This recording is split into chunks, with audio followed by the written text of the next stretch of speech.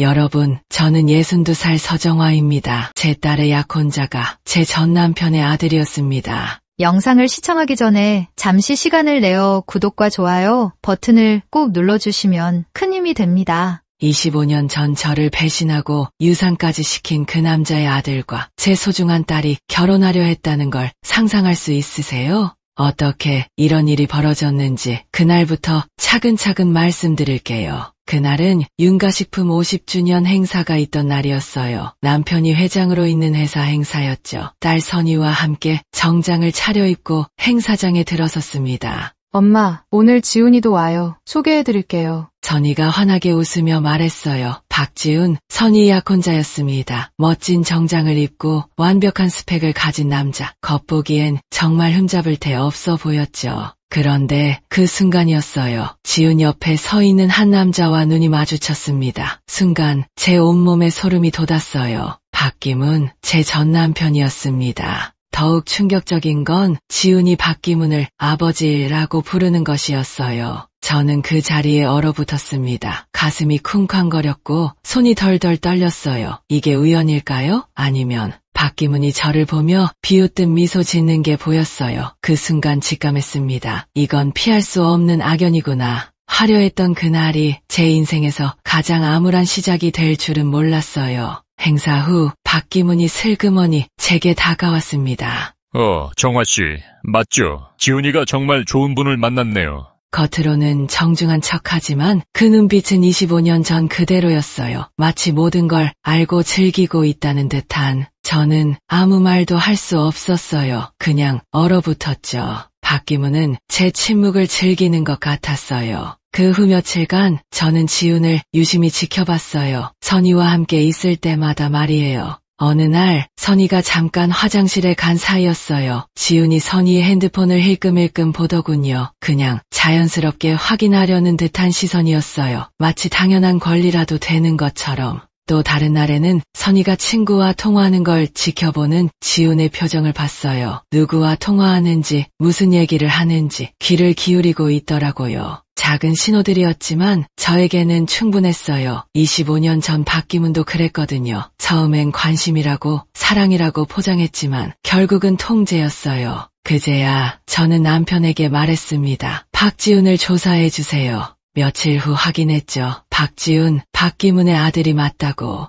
바로 그 여자의 아들이었어요. 25년 전 박기문이 바람피운 그 여자 말이에요. 제가 그 일로 유산하고 이혼했던 그 모든 아픔의 시작이었던 그 여자의 아들이었습니다. 제 가슴이 무너져 내렸습니다. 25년 전 그 배신이 이제야 제 딸에게로 이어지는 건가요? 아니에요. 절대 안 돼요. 제가 겪은 그 고통을 선희는 겪게 할 수 없어요. 그 순간부터 저는 결심했습니다. 무슨 일이 있어도 딸을 지켜내겠다고. 며칠 후 가족 식사 자리였어요. 선희, 지훈, 저, 그리고 남편 윤상무가 함께 했습니다. 지훈은 정말 완벽해 보였어요. 예의 바르고 말솜씨도 좋고. 하지만 저는 느끼고 있었어요. 뭔가 잘못된 걸. 선희가 회사 얘기를 꺼냈어요. 요즘 여성 임원들 비율이 늘어나고 있더라고요. 좋은 변화인 것 같아요. 그때 지훈이 말했습니다. 그건 나중에 얘기하자. 식사하면서 할 얘기는 아니야. 선희가 잠깐 당황했어요. 저도 그 순간을 놓치지 않았습니다. 또 다른 순간이었어요. 선희가 자신의 직장 동료 얘기를 하자 지훈이 이렇게 말했어요.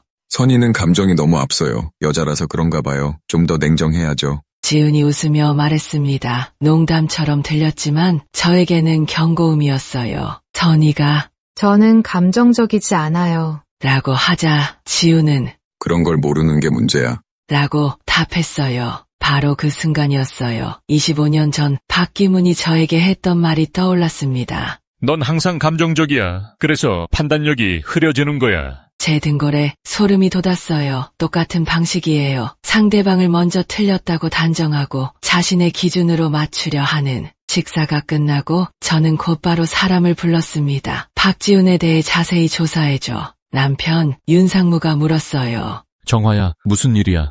여보, 제 직감을 믿어주세요. 지금 당장은 설명할 수 없지만 선의를 지켜야 해요. 윤상무는 제 손을 잡았습니다. 알았어. 당신 판단을 믿어. 고마웠어요. 25년 전엔 아무도 제 말을 믿어주지 않았거든요. 하지만 이번엔 달랐어요. 내가 막을 수 있을 때 반드시 막을 거예요. 일주일 후 조사 결과가 나왔습니다. 제 손이 덜덜 떨렸어요. 박지훈의 과거 정말 끔찍했어요. 대학 때 사귄 여자친구를 정신적으로 괴롭혔고 직장에서도 후배들을 감정적으로 지배하려 했다는 기록들이 있었어요. 저는 선희를 불렀습니다. 그리고 그 파일을 건넸어요. 선희야, 이걸 보고 내가 판단해. 선희가 파일을 읽는 동안 저는 가슴이 찢어지는 것 같았어요. 제 딸이 상처받을 것 같아서. 하지만 알아야 했어요. 진실을 말이에요. 며칠 뒤 선희가 저에게 왔어요. 눈이 빨갛게 부어 있었지만 목소리는 단호했어요.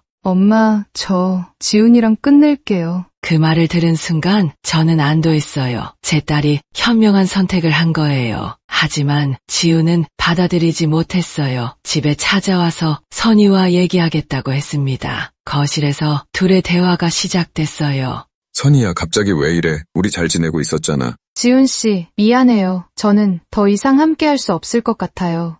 내가 뭘 잘못했다는 거야? 말해봐. 선희가 잠시 망설이다가 말했어요. 지훈 씨는 항상 제가 틀렸다고 하잖아요. 감정적이라고, 판단력이 부족하다고. 그건 널 위해서 하는 말이었어. 더 나은 사람이 되라고. 그렇다고 생각해요. 그건 저를 작게 만드는 말이었어요. 지훈의 목소리가 높아졌어요. 뭘 작게 만든다는 거야? 난 널 사랑해서 한 말인데. 그때 선희가 갑자기 소리쳤어요. 저는 물건이 아니에요. 순간 거실이 조용해졌어요. 선희의 눈에 눈물이 맺혔지만 목소리는 단단했어요. 저는 누군가의 소유물이 아니라고요. 사랑이 아니에요. 선희의 목소리가 단호해졌어요. 진짜 사랑하는 사람은 상대방을 존중해요. 계속 바꾸려 하지 않아요. 지훈이 벽을 주먹으로 쳤어요. 그 순간 저는 개입했습니다. 그만하고 돌아가요. 지훈이 저를 보더니 갑자기 웃었어요. 그런데 그 웃음이 소름 끼쳤어요. 박기문과 똑같은 웃음이었거든요. 아, 그렇구나. 어머니가 방해하신 거네요. 그리고는 혼잣말처럼 중얼거렸어요. 아버지 말이 맞았나? 결국 다 틀어졌네. 그 말을 듣는 순간 저는 확신했어요. 이 모든 게 우연이 아니라는 걸. 이제 박기문을 처리할 시간이었어요. 저는 남편 윤상무에게 모든 걸 털어놓았습니다. 25년 전의 일부터 지금 일어나고 있는 모든 것까지. 윤상무는 조용히 들었어요. 정화야, 고생 많았어. 이제 내가 처리할게. 며칠 후 윤가식품 이사회가 열렸어요. 윤상무가 자료를 제출했습니다. 박기문이 과거에 저지른 일들, 그리고 최근에 회사 기밀을 이용해 사적인 이익을 취하려 했던 증거들까지. 박기문 상무 해임입니다. 회의실이 조용해졌어요. 박기문이 벌떡 일어나서 소리쳤습니다. 내가 누군데 이 회사에 얼마나 공헌했는데.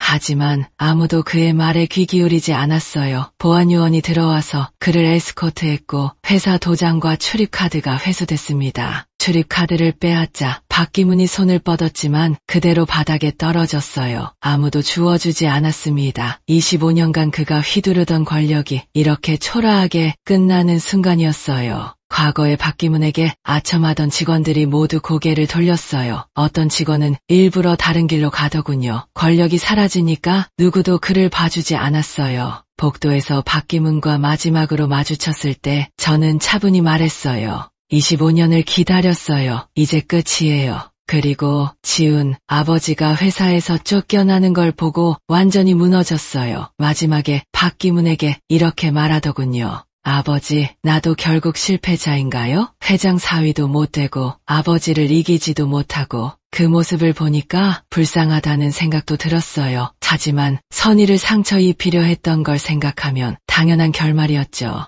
회사는 며칠간 뒤숭숭했어요. 박기문이 갑작스럽게 해임된 일로 직원들 사이에 소문이 무성했죠. 하지만 이상하게도 제 마음은 오히려 고요했습니다. 25년 동안 가슴 깊이 묻어두었던 무거운 돌 하나가 마침내 치워진 것 같았어요. 몇 주가 지나고 평온한 오후였어요. 베란다에서 선희와 마주 앉아 차를 마시고 있었습니다. 햇살이 따뜻했어요. 오랜만에 느끼는 진짜 평화였죠. 선희가 조용히 물었어요. 엄마, 저도 엄마처럼 강해질 수 있을까요? 저는 선희의 손을 잡고 말했어요. 선희야, 상처는 누구나 겪어. 엄마도 25년 전에 많이 아팠고 무너졌었어. 하지만 중요한 건 그걸 마주하는 방식이야. 어떡해요? 도망가지 않는 것, 그리고 내가 소중하다는 걸 잊지 않는 것, 그 선택은 언제든 내 것으로 만들 수 있어.